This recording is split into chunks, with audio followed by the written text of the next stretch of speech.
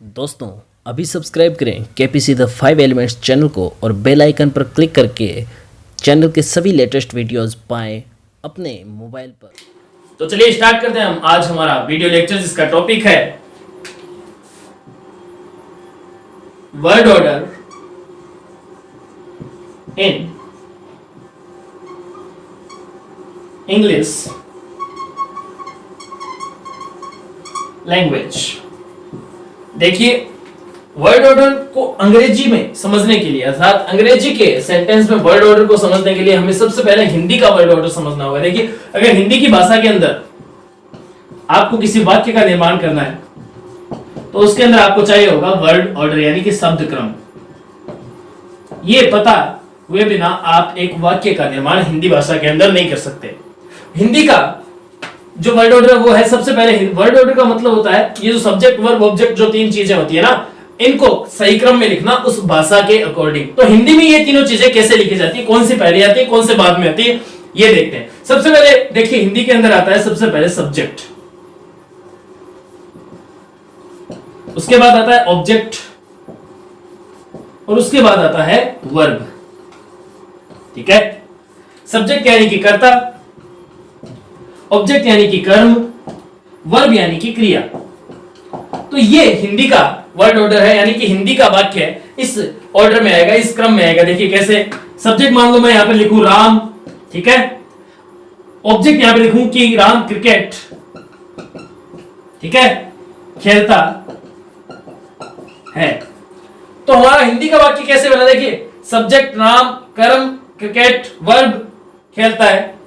अब जो आपने अगर हमारा पिछला वीडियो देखा होगा उसने आपने देखा होगा कि जो ऑब्जेक्ट होते हैं वो दो प्रकार के होते हैं, और ऑब्जेक्ट इंग्लिश के अंदर हमेशा वर्ब से क्वेश्चन करने के बाद में आते हैं। अर्थात अंग्रेजी का जो वर्ड ऑर्डर होगा आपका दोस्तों, वो क्या होगा,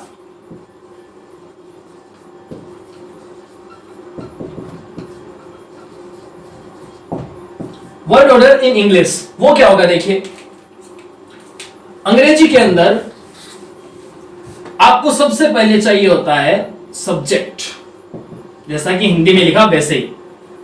उसके बाद में आप अगर ऑब्जेक्ट लिखते हो तो अंग्रेजी के अंदर ऑब्जेक्ट सब्जेक्ट के बाद में कभी भी नहीं आता, पूरी इंग्लिश ग्रामर में कहीं भी नहीं आता। तो क्या आएगा, अंग्रेजी के अंदर सीधा आएगा इसके बाद में वर्ब और तत्पश्चात आएगा ऑब्जेक्ट। वो क्यों आएगा, वो आप पिछला वीडियो देखें तो आपको इजीली समझ में आ जाएगा, क्योंकि इनसे क्वेश्चन होते हैं ऑब्जेक्ट निकालने के लिए। ऑब्जेक्ट दो प्रकार के होते हैं, तो ये सारा मेरे पिछले वीडियो के अंदर बता चुका हूं आपको।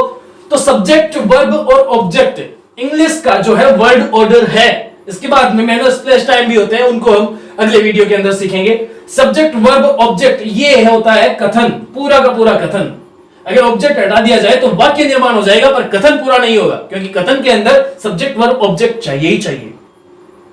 तो यहां पर ये वाक्य का निर्माण होता है। इसी वाक्य को हम इंग्लिश में लिखते हैं। देखिए कैसे, राम क्रिकेट खेलता है। हमारे पास इंफॉर्मेशन है कि राम एक जो इंसान है वो खेलता है क्या, क्रिकेट। तो इसको लिखते हैं, देखिए कैसे, सब्जेक्ट हमने ऑलरेडी फाइंड कर रखा है, राम है। राम क्या क्रिया करता है, राम खेलने की क्रिया करता है। तो यहां पर लिखें खेलता है, उसको लिखें प्ले। और क्योंकि ये इंडेफिनिट टेंस है दोस्तों, इसलिए इसके अंदर वर्ब की फर्स्ट फॉर्म के साथ में एस और एस आएगा, क्योंकि राम जो आपका सब्जेक्ट है वो थर्ड पर्सन है और वो सिंगुलर है। जब भी आपका कोई सब्जेक्ट थर्ड पर्सन हो, सिंगुलर हो, तो इंडेफिनिट टेंस प्रेजेंट के अंदर एस और एस का यूज हो जाता है मेन वर्ब के साथ में। प्रेजेंट कंटिन्यूअस के अंदर इज आर एम में से इज हट जाता है, इज लग जाता है, और परफेक्ट के अंदर हैज लग जाता है, परफेक्ट कंटिन्यूअस के अंदर हैज बीन लग जाता है। ये इंफॉर्मेशन एक्स्ट्रा है, याद रखना आप, आगे आपके टेंस में काम आएगी। तो अब वापस हम come on the topic, Ram plays, Ram खेलता है। इतना आपका वाक्य कंप्लीट आप यहां पर खत्म कर सकते हो, पर हमारे पास ऑलरेडी इंफॉर्मेशन दी गई है कि राम खेलता है। व्हाट, क्या खेलता है, राम क्या खेलता है। जब आप ये क्वेश्चन करते हैं तो आपके पास जवाब आता है कि राम खेलता है क्या, क्रिकेट। तो ये आपका ऑब्जेक्ट हो गया और आप इसको यहां पर लिख दें, राम प्लेज क्रिकेट। बस यही आपका वर्ड ऑर्डर है। इट मींस अंग्रेजी के वर्ड ऑर्डर के अंदर सबसे पहले सब्जेक्ट आएगा, दूसरा आएगा वर्ब और तीसरा आएगा ऑब्जेक्ट। यही हिंदी के अंदर उल्टा हो जाता है। हिंदी के अंदर सबसे पहले सब्जेक्ट आता है, दूसरा उसके बाद में ऑब्जेक्ट आता है और तीसरा उसके बाद में वर्ब आती है। जैसे मैं क्रिकेट खेल रहा हूं, मैं सब्जेक्ट हूं, मैं क्रिकेट, उसके बाद में ऑब्जेक्ट क्रिकेट आ गया, उसके बाद में क्रिया ये खेल रहा हूं। भाई अगर इसको इंग्लिश में ट्रांसलेट कर दे तो इंग्लिश में हो जाएगा I am playing cricket, I am playing cricket. I आपका सब्जेक्ट हो गया, एम प्लेइंग यहां पर वर्ब हो गई, एक एक्सुअल वर्ब हो गई और एक मेन वर्ब हो गई, और क्रिकेट यहां पर ऑब्जेक्ट हो गया। तो देखिए इतना ही सिंपल है कि वर्ड ऑर्डर इंग्लिश और हिंदी के अंदर कैसे फंक्शन करवाना है। चलिए अब इसकी गुणवत्ता, इसकी विशेषता, इसके महत्व पर चर्चा करें कि अंग्रेजी भाषा के अंदर बोलने, लिखने और समझने की दृष्टि से आपके लिए वर्ड ऑर्डर कितना काम करेगा। तो भाषा की दृष्टि से हमारे लिए कैसे इंपॉर्टेंस है, देखिए भाषा की दृष्टि से 48 स्ट्रक्चर होते हैं। 48 स्ट्रक्चर में आप मान के चलें कि सब्जेक्ट, वर्ब और ऑब्जेक्ट स्ट्रक्चर का मतलब है हमारे जो तीन टेंसेज होते हैं, इनके अंदर सबके वाक्य जो होते हैं 16 वाक्य होते हैं, सब में ये डिफाइन किया हुआ है। ठीक है, जब हम टेंस के सेगमेंट पर चलेंगे तो उस दिन आराम से चर्चा करें। अभी आप मान के चलिए कि 48 वाक्य होते हैं, जिनमें अब आपको पता लग ही गया होगा कि किसी वाक्य में सब्जेक्ट, वर्ब और ऑब्जेक्ट तो चाहिए ही चाहिए उस वाक्य के कथन को अगर पूर्णता प्रदान करनी है तो हर वाक्य 48 स्ट्रक्चर मतलब 48 तरह के वाक्य होंगे। हर वाक्य के अंदर आपको सब्जेक्ट भी मिलेगा, वर्ब भी मिलेगी और ऑब्जेक्ट भी मिलेगा। ये 48 तरह के वाक्य ही किसी भी भाषा के प्रत्येक अभिव्यक्ति को व्यक्त करता है। जैसे अगर मैं कहूं कि राम जाता है, तो यहां पर ये अफर्मेटिव वाक्य है, राम जाता है। उसके बाद मैं कहूं कि राम नहीं जाता है, नेगेटिव है। उसके बाद मैं कहूंगा क्या राम जाता है, ये प्रश्न है। और उसके बाद कहूंगा क्या राम नहीं जाता है, तो ये प्रश्न भी और साथ में नकारात्मकता भी है। ये ऐसे कर करके 48 वाक्य बनते हैं हर एक टेंस के। प्रेजेंट के अंदर 16 होते हैं, पास्ट के अंदर भी 16 होते हैं और फ्यूचर के अंदर भी 16 होते हैं। 16 + 16 + 16 इज इक्वल टू 48 स्ट्रक्चर। ये 48 तरह के वाक्य होते हैं। मैं एक टेंस के आपको बोल के बताता हूं कि राम जाता है, राम नहीं जाता है, क्या राम जाता है, क्या राम नहीं जाता है, राम जा रहा है, राम नहीं जा रहा है, क्या राम जा रहा है, क्या राम नहीं जा रहा है, राम जा चुका है, राम नहीं जा चुका है, क्या राम जा चुका है, क्या राम नहीं जा चुका है, राम 2 घंटे से जा रहा है, राम 2 घंटे से नहीं जा रहा है, क्या राम 2 घंटे से जा रहा है, क्या राम 2 घंटे से नहीं जा रहा है। इसको एक बार इंग्लिश में भी बोलते हैं। Ram goes, Ram does not go, does Ram go, does Ram not go, Ram is going, Ram is not going, is Ram going, is Ram not going, Ram has gone, Ram has not gone, has Ram gone, has Ram not gone, Ram has been going for 2 hours, Ram has not been going for 2 hours, has Ram been going for 2 hours, has Ram not been going for 2 hours। तो ऐसे करके ये 16 वाक्य हो गए। अगर आपने गौर किया है तो ये 16 वाक्य 16 स्ट्रक्चर कहलाते हैं जो एक भाषा का निर्माण करते हैं। जैसे हिंदी में हमने बोले, उसी तरह इंग्लिश में, उसी तरह चाइनीज, पंजाबी, मारवाड़ी, गुजराती, किसी भी भाषा में हो सकता है। तो चलिए स्टार्ट करते हैं हमारा नेक्स्ट टॉपिक, यानी कि हमारा जो नेक्स्ट पॉइंट था हमारे आज के टॉपिक के अंदर, वो स्टार्ट करते हैं। देखिए वो इस टॉपिक क्या था, कब इसमें बदलाव कर सकते हैं, अर्थात कब वर्ड ऑर्डर के अंदर बदलाव किया जा सकता है। देखिए वर्ड ऑर्डर आपने सीख लिया। मैं पहले वाक्य को इंग्लिश में चेंज करता हूं। राम क्रिकेट खेलता है, मैंने ऐसे करके यहाँ पर 4 वाक्य लिखे हैं। इंडेफिनिट टेंस होता है ये। राम क्रिकेट खेलता है, राम क्रिकेट नहीं खेलता है, क्या राम क्रिकेट खेलता है, क्या राम क्रिकेट नहीं खेलता है। ये है हिंदी के वाक्य जहां पर राम सब्जेक्ट है, क्रिकेट ऑब्जेक्ट है और खेलना वर्ब है।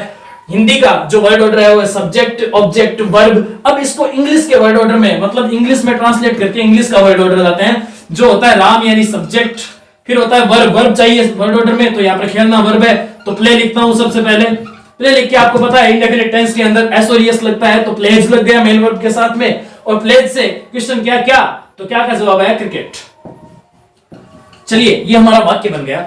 अब इसको इंग्लिश में ही नकारात्मकता में चेंज करता हूं। Ram does not play cricket. फिर इसको प्रश्न बनाता हूं। Does Ram play cricket. और अंत में प्रश्नवाचक भी और नकारात्मकता भी है। Does Ram not play cricket. Got it. चलिए अब इसको हम सरल करते हैं। इसका जो मेन है, जो इसकी धरातल पे जाते हैं, इसके देखिए क्या है। राम क्रिकेट खेलता है, ये इसको छोड़िए। अब चलिए इंग्लिश के ऊपर। राम प्लेज क्रिकेट, राम खेलता है व्हाट क्रिकेट, राम क्रिकेट खेलता है। मैंने आपको कहा था कि कब आप वर्ड ऑर्डर के अंदर चेंज कर सकते हो। देखिए ये अफर्मेटिव सेंटेंस कहलाते हैं। आपका जो सकारात्मक वाक्य, हिंदी के अंदर इनको कहते हैं सकारात्मक वाक्य, अफर्मेटिव, ठीक है, ये होते हैं अफर्मेटिव सेंटेंस। और जब नकारात्मकता आ जाती है वाक्य के अंदर वो कहलाते हैं नकारात्मक वाक्य, यानी जब नहीं आ जाता है, ठीक है, या फिर नकारात्मकता शो होती है वो कहलाते हैं आपके नेगेटिव, ठीक है, नेगेटिव सेंटेंस। फिर आपके है प्रश्नवाचक, तो इनको कहते हैं प्रश्नवाचक क्योंकि प्रश्न उठ रहा है। इंग्लिश में इनको कह देंगे इंटेरोगेटिव, ओके। और यहां पर प्रश्न भी है, देखो राम क्रिकेट नहीं खेलता है, इंग्लिश में भी does Ram not play cricket, तो यहां पर प्रश्न भी खड़ा हो रहा है और यहां पर नकारात्मकता भी शो हो रही है, तो ऐसे वाक्यों को बोलते हैं प्रश्नवाचक। साथ ही साथ ये नकारात्मक भी होते हैं, ठीक है। तो ये आपकी क्लास आज की। देखिए आप इसके अंदर वर्ड ऑर्डर ने क्या काम किया। देखिए वर्ड ऑर्डर, तीसरा जो टॉपिक था मैंने कहा था कि कब चेंज हो सकते हैं। पहला वाक्य अफर्मेटिव, इसमें कोई चेंज नहीं होता, इसमें word order as it is रहता है। चलिए देखते हैं कैसे। राम सब्जेक्ट है, सब्जेक्ट है राम, उसके बाद में प्ले वर्ब आ गई, यही अपना इंग्लिश का वर्ड ऑर्डर मांगता है, ये वर्ब आ गई, उसके बाद में ऑब्जेक्ट, एकदम सही है, कहीं पर भी कोई चेंज नहीं हुआ। तो चलिए नेक्स्ट देखते हैं। राम सब्जेक्ट है, डज वर्ब है, सही है, नॉट, ये नॉट नकारात्मकता शो करता है, फिर बाद में ये क्या है वर्ब, वापस वर्ब आ गई, और ये क्या है ऑब्जेक्ट है। तो अभी भी कोई चेंज नहीं हुआ है क्योंकि वर्ब बीच में आई है, नॉट नकारात्मकता को शो कर रहा है, इसलिए इसको वाक्य के अंदर इन तीनों को इससे इफेक्ट कुछ नहीं पड़ रहा, बस वाक्य का जो भाव है वो बदल रहा है।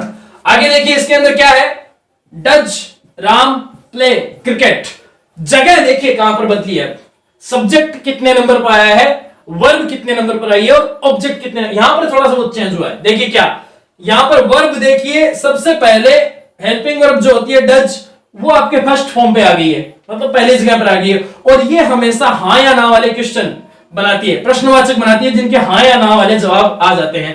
डज राम प्ले क्रिकेट, क्या राम क्रिकेट खेलता है, हाँ खेलता है, नहीं खेलता है, ये हो सकता है। लेकिन यहां पर मेन चीज जो हमें देखनी है वर्ड ऑर्डर के अंदर, यहां पर क्या हुआ है, यहां पर जो आपका सब्जेक्ट था ना, पहले वाक्य पर जाइए, सब्जेक्ट राम है, राम 2 नंबर पे आ गया है, राम आ गया आपका सेकंड नंबर पर, यानी कि वर्ड ऑर्डर में चेंज हुआ और वर्ड ऑर्डर में सब्जेक्ट सेकंड नंबर पर आ गया। उसके बाद में थर्ड फॉर्म पे आई आपकी वर्ब, ठीक है, और उसके बाद में ऑब्जेक्ट है, ठीक है, ये चेंज हुआ है। अब इस वाक्य में देखिए यहां पर भी यही हुआ है, डज पहले आई है, उसके बाद में सेकंड फॉर्म पे आपका सब्जेक्ट है, थर्ड फॉर्म पे आपकी वर्ब है, और फोर्थ फॉर्म पे आपका ऑब्जेक्ट है, ठीक है। तो ये आपका वर्ड ऑर्डर है जो चेंज हो सकता है कब, जब आप वाक्य को प्रश्नवाचक में लिखते हैं, वाक्य को आप प्रश्नवाचक नकारात्मक में लिखते हैं, तब आपका वर्ड फॉर्म चेंज भी हो सकता है, जो वर्ड फॉर्म है इंग्लिश के अंदर वो आपका चेंज हो सकता है। तो ये ऑर्डर आपका। अगर आपको वीडियो पसंद आया है तो आप मेरे वीडियो को लाइक कीजिए, कमेंट कीजिए, सबसे ज्यादा मैं आपसे कहूंगा कि इसको शेयर कीजिए, सब्सक्राइब कीजिए, और वीडियो को अंत तक देखने के लिए धन्यवाद, क्योंकि अब तक आपने अगर मेरे वीडियो को देखा है तो मैं आपसे ये विनती करता हूं कि आपको बड़ा ही अच्छा लगा होगा, क्योंकि आपने अंत तक इसको देखा है, और अब तक आपने देखा है तो इसको आप सब्सक्राइब करें, शेयर करें, और हो सके उतना सपोर्ट करें। थैंक यू सो मच, धन्यवाद। जय मां भारती, जय हिंद।